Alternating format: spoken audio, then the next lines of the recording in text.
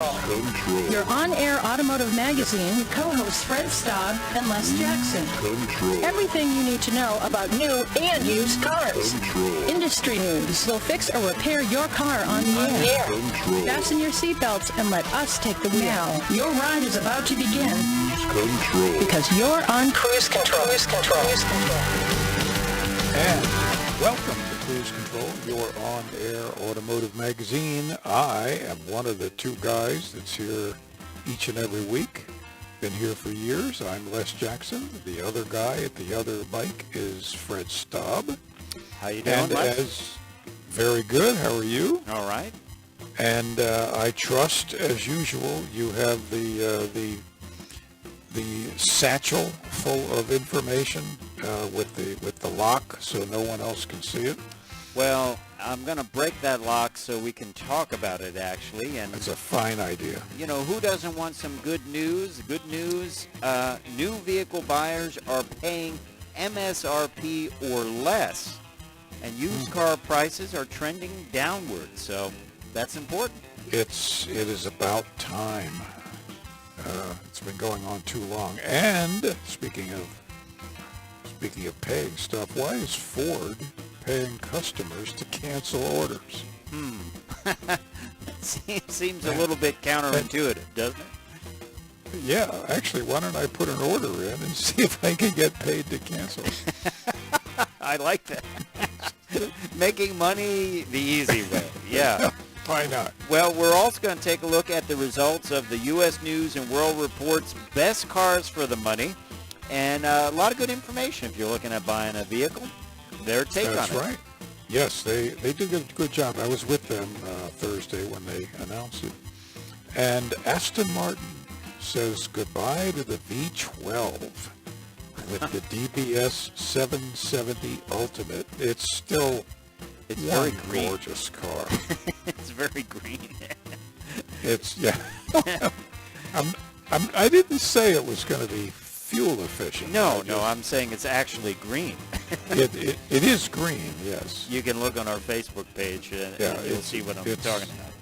It needs a lot of sunlight to know for sure. But, yeah.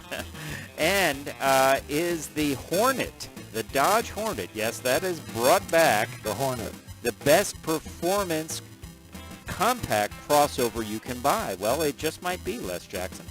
Yep. Bringing back a name. So good for them. And I am going to, a little later on, have an at-the-wheel review of the Lexus NX450 H. That's a hybrid. Yeah, that's a lot to say, but it's a lot of vehicles, so we will check that out a little bit later on. Don't forget to check us out on our Facebook page and YouTube channel and all that and more. We got a lot going on there. And you had some fun at the auto show, didn't you? At the Washington D.C. Auto Show. I did, and they brought in while I was down in the lower hall. They brought in a new Bugatti Chiron, which is only $4.2 million. Oh boy! Did they and let the you drive gray it? paint, I'm not exaggerating, the gray paint is a $322,000 option. Oh gosh! We'll be right back on Cruise Control. Yep.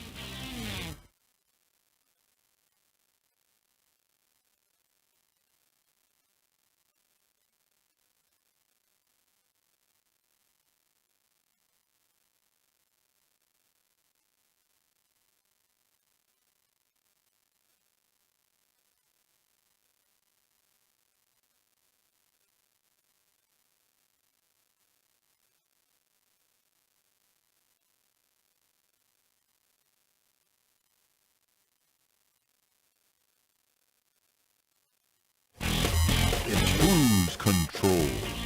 And welcome back to Cruise Control, your on-air automotive magazine. Les, do you want some good news? I'd love some good news. Well, you and I have been talking about this for a long, long time. It seems like, I don't know, 3 years maybe more that Yeah, a little people more. going in They're told they're buying just a regular good car. They're told, oh, you're going to need to pay $5,000 over sticker, or you're going to have to pay $10,000 over sticker. And sadly, a lot of people just had to do it because they needed a car. Yeah. But according to the CNN article, most new car buyers now are paying less than sticker price. And, the inventories have started to loosen up. I think some of it has to do with inflation, people saying, hey, maybe I'll hang on to that old car for a while. I think the other part is they've been building cars, now they're getting chips, and they can start selling cars. Well, a year ago, tight inventories meant 80% of buyers were paying more than manufacturers' suggested MSRP retail. That's right. That's according to Edmunds. That was the nation's auto dealers helping out during crisis times. I'm here to help.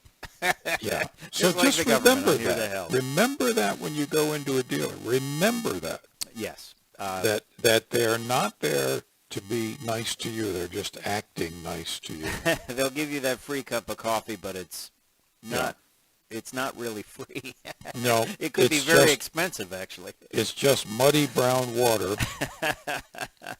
and treat them firmly, tactfully, but firmly. Yes. Well, according to Edmunds, for decades, car buyers were able to negotiate a discount. Today, only 36% of buyers are paying above sticker, which is good, after paying an average of $700 above MSRP in the spring. So now they're paying $300 less than sticker in December. So this is still higher than what they used to be. I think you normally used to be able to, a very, very average, negotiate a couple of thousand off a sticker. Well, certainly on something that was $35,000 or above, yeah. Say, why don't we make it 5% to 32? Why don't we make it 33?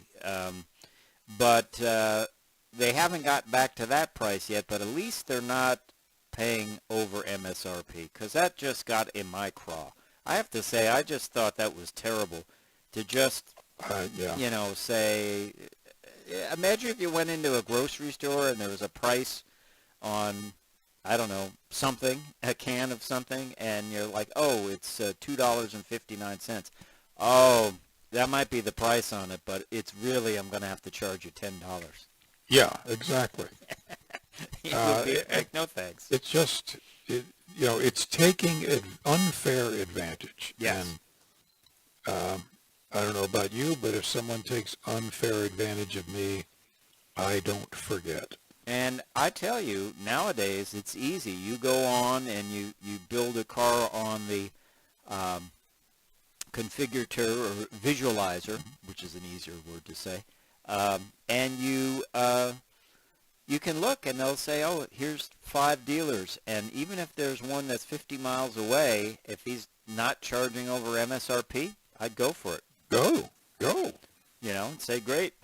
Take a I'd nice love to drive. put a deposit down and I'll come and pick it up.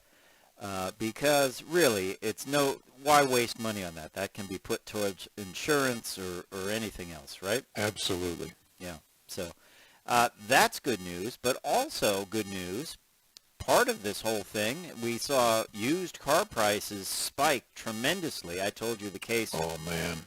Where a friend of mine wanted to buy a Ford Edge, a used quality car, a couple of years old. He couldn't buy it in the 1 year he waited, and he had to pay $10,000 more for the same vehicle, similar mileage, the next year. So used car prices, according to iCars.com's latest analysis, have dropped more than 10% over the past 4 years. And the biggest drop. 4 months, I should say. I'm sorry. Yeah. The biggest drop, Mr. Staab, for used cars is Tesla Model 3. I wonder why. Wonder why that is. Yes. And the Mustang actually is up there too. Average price drop since September is $34.95. Wow. Well, there you go. Well, if you're heading out this weekend or week and looking for a new or used car, keep that in mind. You've got a little bit more bargaining chips than you did maybe six months or so ago. So good news. When we come back, though, we're going to tell you why Ford is paying you to cancel your order. We'll be right back.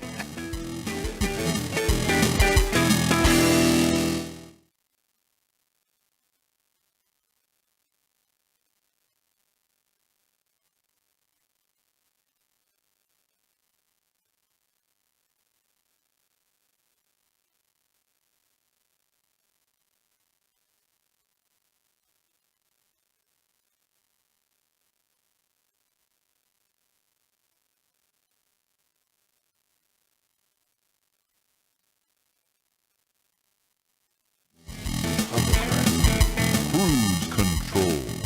And welcome back to Cruise Control. We were delighted to be talking about people beginning to pay more reasonable prices for new and used vehicles before the break, and we certainly assume it'll keep up because the chip shortage is almost solved, and they're building more vehicles. So this is good for the buyers. And speaking of buyers, Yep. I guess I should have said it's good for the buyers unless you've ordered a Bronco, because Ford would rather you cancel the order. Yeah, this is so bizarre. When Well, does anyone want you to cancel an order? You're there like, It's- hi, I want that vehicle. Great. Well, And- yeah, but the problem is the supply chain has been a big issue with the Bronco all along, and it's gotten so bad, and there's so many orders that Ford is now offering you. They actually have a program, and it's called the 2023 model Bronco Cancel Order and Purchase Replacement Offer. It's actually advertised, and Oh, man. so they'll give you $2,500 discount on anything else if you cancel your order and buy another vehicle. Now, But what if you want a Bronco? Right, You they know, say- I don't. Yeah. take a Bronco Sport, an Edge, an Escape, an Expedition, an Explorer, an F-150, or a Ranger model. Yeah. You cannot swap for an F-150 Tremor, which you can't get anyway, or a Raptor, which you probably can't get anyway. So, but no. if you go in for a Bronco, I mean, yeah, an F-150 is great, but you're not gonna trade that Bronco and say, oh, I'll take the Escape instead. Well, no. I mean, a Bronco is a rather specific vehicle. It's like a Jeep. Yeah. And since you can't use your $2,500 discount to buy a Jeep, you're stuck with either. Well, frankly, I would just leave the order sitting there and wait. Yeah, I tell you, it's interesting. I don't think I've ever heard of something like this before. This was reported by Cars Direct, and it was an incentive bulletin sent to the Blue Oval dealers. I just find it so bizarre. If someone wants to order it, I mean, dealers must. They don't want to turn someone away. That's like, I want to order a car. No, they don't, but they have to because their allocations won't be enough. So I guess, what do you think? The dealers will go to the records of the people that have given deposits, and the people with the smallest deposits are probably the ones they'll make the offer to. I don't know. I think we're on uncharted territory, turning away business. I don't know, and it is disappointing. And I'd rather just wait and say fine, but I would make sure that I'm paying the price I put down. I'm ready to take delivery. If you can get me this vehicle, I can take delivery anytime you want. And you look at some of the people that waited for, let's say, the C8 Corvette. it actually ended up being better because I think they got it at that price, and then they got things like wireless Apple CarPlay for free because the upgrades happen. Yeah, all of the engineering changes. That's great, but in this case, you can't buy anything similar to the Bronco you wanted to buy. No. I mean, the only way it would work is if you were going out and say, I want a Bronco, and then I'm also I want another car for someone else in my family, an Escape. So fine, I'll take that. And why don't they offer a Mustang? I mean, I don't know. Granted, it's not a Bronco, but they're not Mustang even including Mustang or Mach-E. Yeah. Yeah, that'd be interesting, Mach-E. Did you see somebody in England has come up with a Mach-E hearse? Wow. So there's a package for a hearse. So I don't know. There's your random thought for the day. I don't want to get to the cemetery faster. But at least quiet. Although I guess that doesn't matter really either. No, you won't be disturbed very much. No. Yeah, so I don't know. And maybe that's a trend, somebody came up with it. But that's the great thing about the car industry. Somebody's always doing something that you're like, why would you do that? And they do it. Yeah.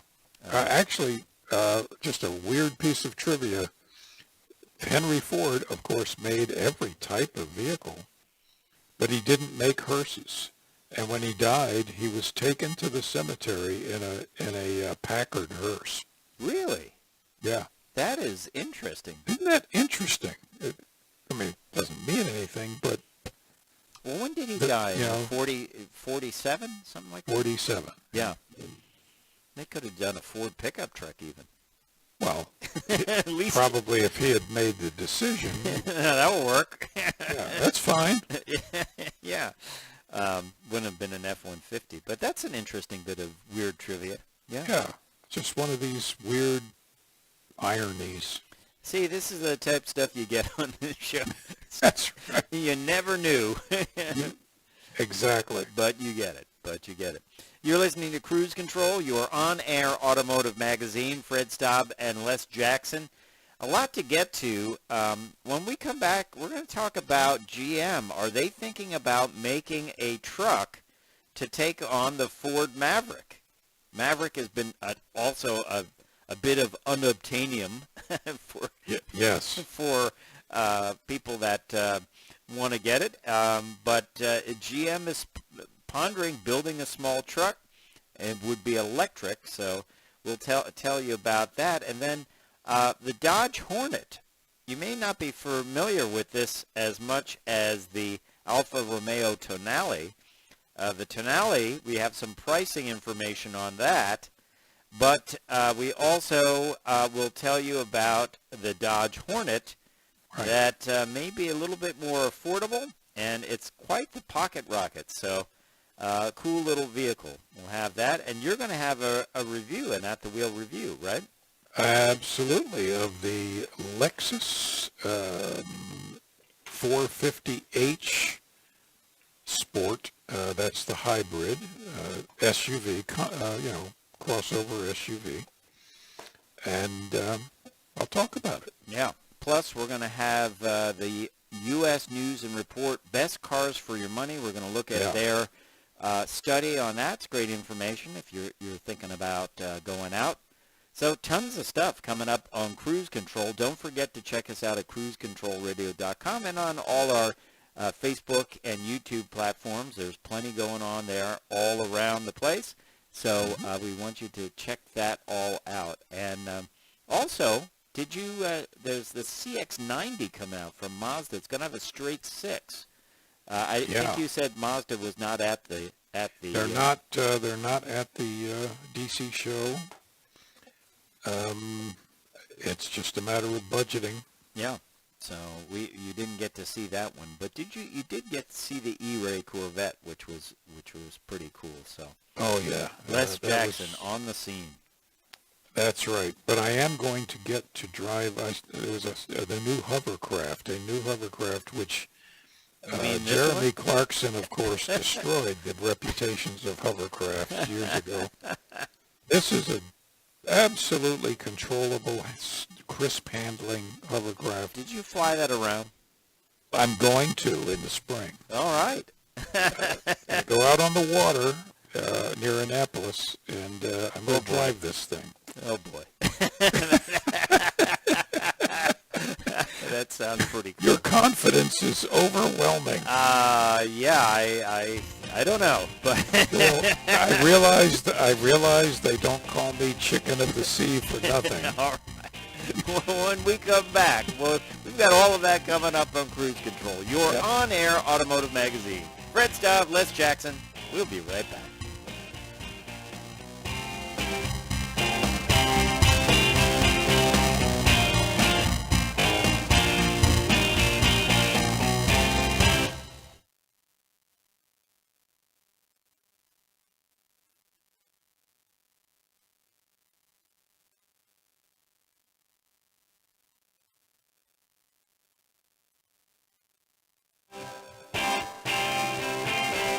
Cruise Control. And welcome back. Oh, hello. Welcome back, Fred. Take it, Les. I thought you were out on your hovercraft, so I was no, ready. not yet. I Not yet. It's a little I was ready to, just take over. little chilly. But you know what?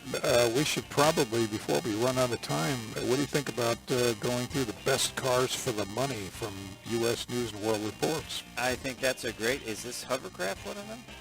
Probably. No, it's not. Okay. Yeah. 2023 best cars for the money. U.S. News and World Report. I always like to tell people how they come up with this. They measured the value, the actual cost of the car. Right. Is more than its price tag, and its final price. Every car has significant ongoing costs like repairs, fuel, insurance. So to measure the value a car offers, they start with a 5-year total cost of ownership from Vincentric, and then they combine that with the information with real-time transaction prices reported by True Car, and that's how they get the scores. Okay, so let's run some of these down. Kia Rio, best subcompact car for the money. A lot of people probably don't even realize the Kia Rio is still built. It's still around. It's a very efficient little car. You don't see them very often. Right. People aren't buying cars that much. Right. But I agree with it. And, of course, it never fails. The Honda Civic, best compact car for the money. No surprise. No surprise.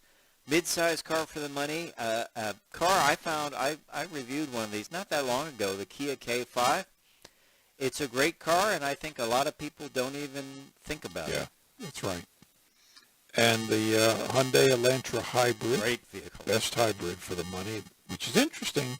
You would have thought it would be Prius, but and there's nothing wrong with the Prius, but Hyundai's really coming on strong. Yeah, that's a great vehicle. And then I agree with this one. I do too. Best electric car, Chevy Bolt. That is a real good deal. It had its troubles with the batteries. Yep. That's behind it. But it's a fun little car to drive. It's an easy car to get around town in. And it's got better range than some of the much more expensive cars. 200, what's it got? 260, I think, something like that. Yeah. Which is great. Yeah. I would stick with the regular. They have the EUV. That's the one I just most recently drove. I'd be happy with the regular hatchback. It gets a little bit better range. Yeah. And the EUV does not have that much more storage in it. So that's it's just a practical everyday just go out and do anything type of car. Yeah. And then SUVs.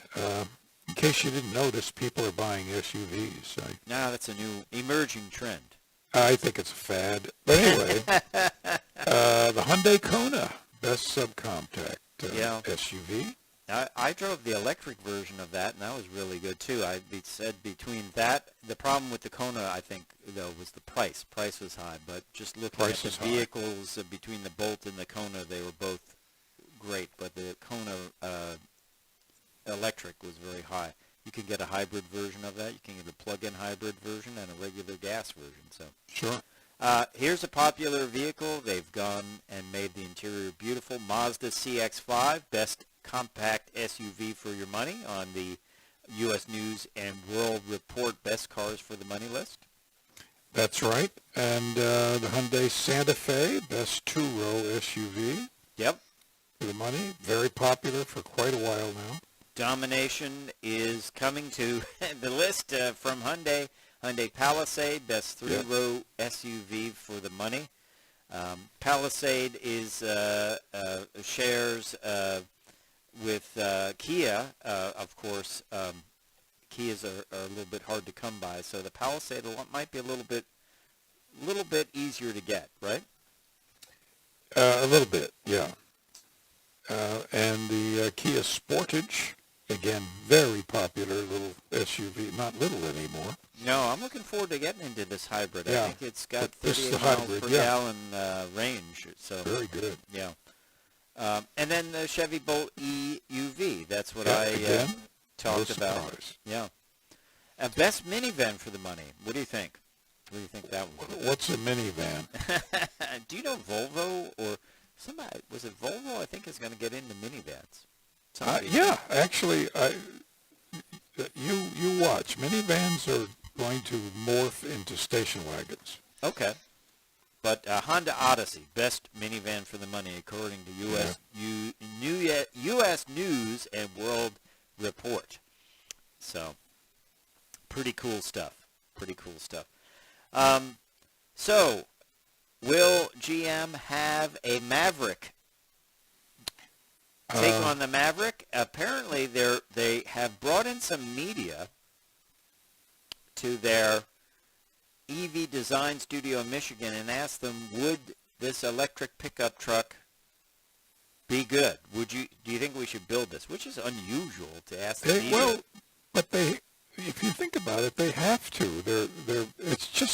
It's like the Mustang was in 1964. Suddenly, GM was seeing people buy these Fords in massive numbers and saying, we got to do something about this. And hence the pony car wars. Yeah, and here's the Maverick.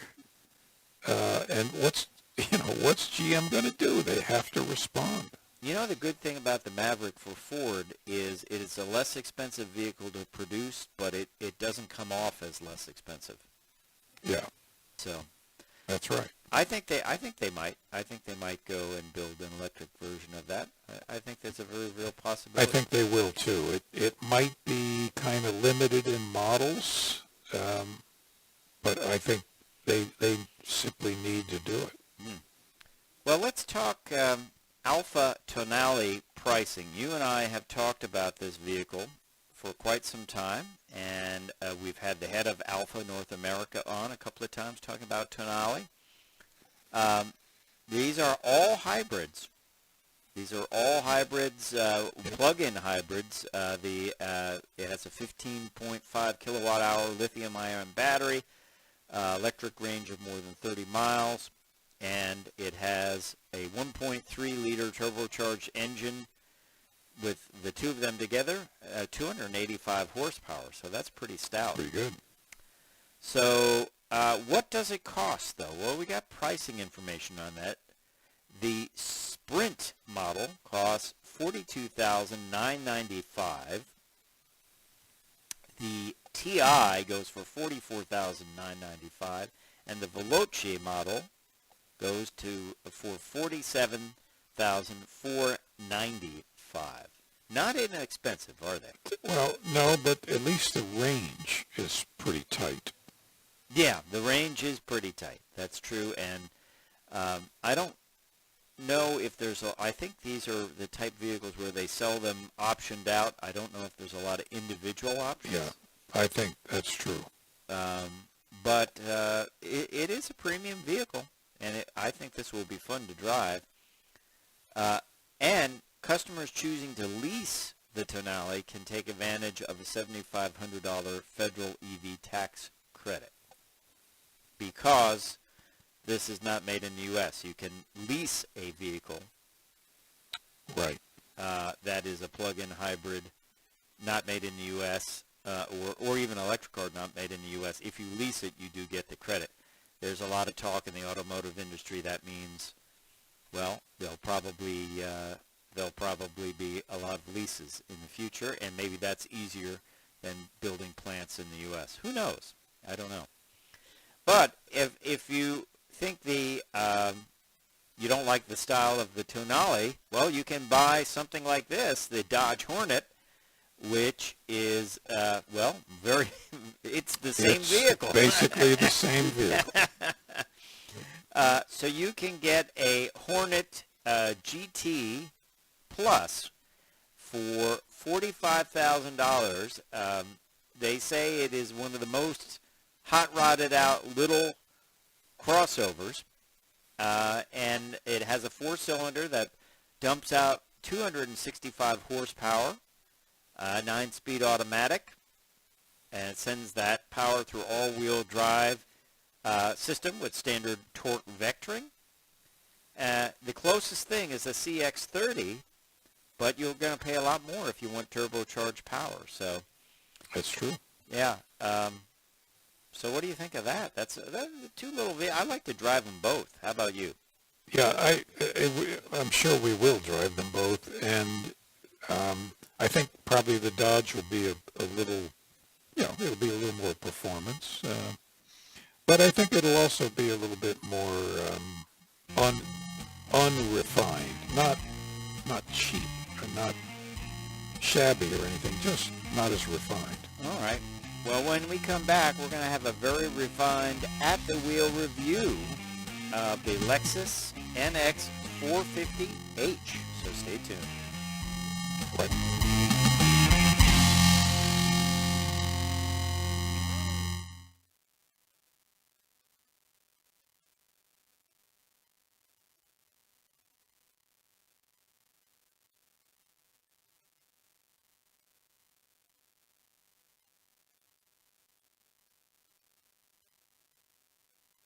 Which will be available, and it has, I did a little calculation here, they had the ratings in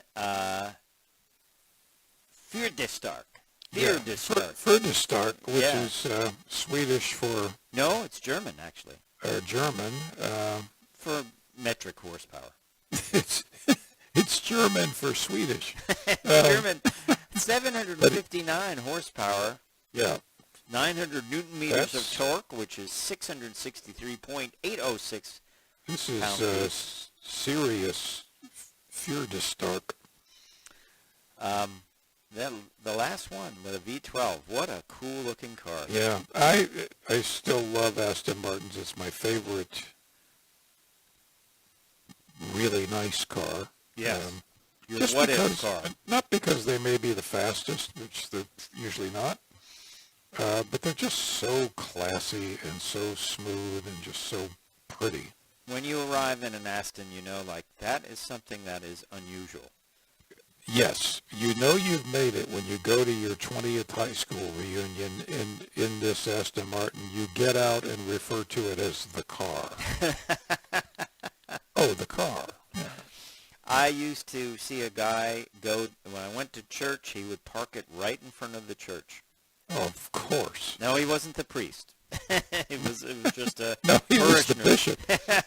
Just a parishioner, but I guess he thought no one would dare steal or mess with an Aston Martin right in front of the the church. So, but I remember seeing him in the morning and said, "Oh, Aston Martin, very nice," and he nodded. Oh yes. So, pretty cool stuff. But we're going to be back. You're going to have that at the wheel review. So stay tuned to Cruise Control.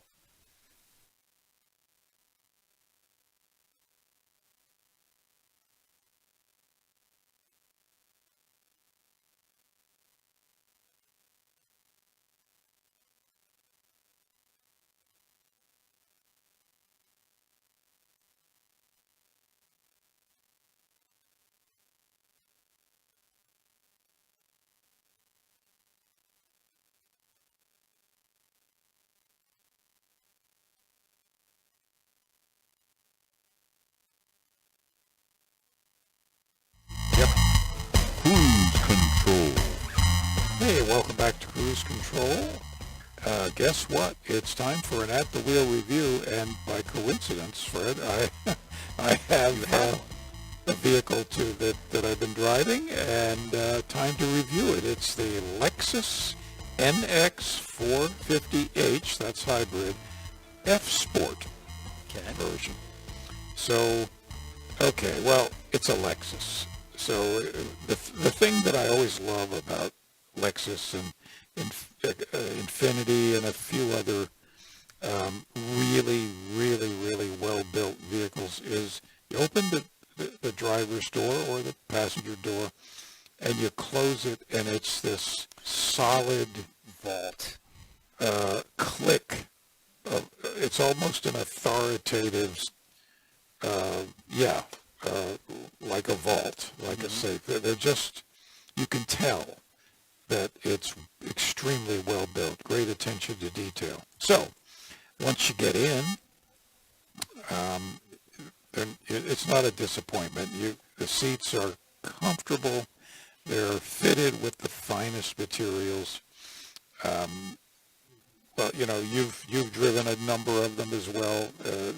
It's just totally predictable. You expect a Lexus to be just as close to perfectly built as something can be, and they are. So, what's unique about this? Well, it's a relatively small SUV. It's the F-Sport model, so it is in fact a bit more of a performer, a bit more, not harsh riding, but what would you say, firm riding. Firm, yeah, I would say firm. Not stiff, firm. It's, as you can see, the wheels these are 20-inch sport wheels. Okay.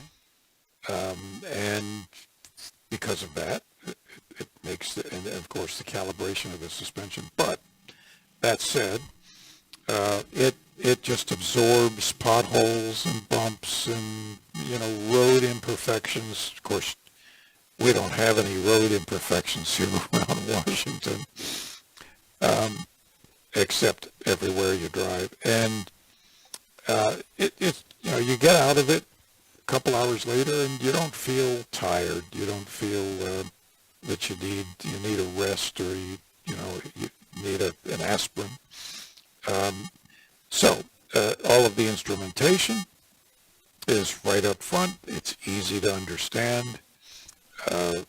Toyota, Lexus knows what they're doing there. So in terms of the multimedia, and of course the screen, 10-inch screen, 10-inch? No, 14-inch, I'm sorry. Wow. Touch screen, which, by the way, and my pet peeve about this is that the screens sometimes seem too large and they sit up above the dash. Right. And I don't like that. Well, they don't do that. It's kind of at dash level, but it's not obscuring things. Okay. Pretty hard to hide a big rectangular screen. And it's a touch screen, as I said. It's got all of the goodies on it. Everything from a 10-speaker premium sound system. It's got 4 USB ports in the front, 2 more at the back. It's got, you name it. So it's a Wi-Fi port in there. So, navigation system's easy to use. Not perfect, but easy to use. And you have the intelligent assistant, which I'll read for you because it's kind of neat. It's Drive Connect with cloud navigation, intelligent assistance, which is Hey Lexus. You can actually talk to it, and it'll answer your questions, assuming they have something to do with driving. Destination assist. 4G network, so it's it's right up to date. You were talking last week, I think, about when vehicles have age to them, and the electronics just haven't kept up to date. The F-Sport, inside steering wheel says F-Sport. Right. Paddle shifters, of course.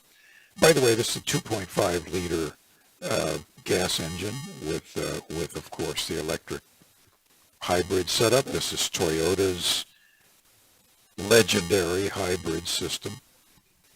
What is it, like 20 million of them worldwide? I would think so, yes. It's just, they do it right. Yeah.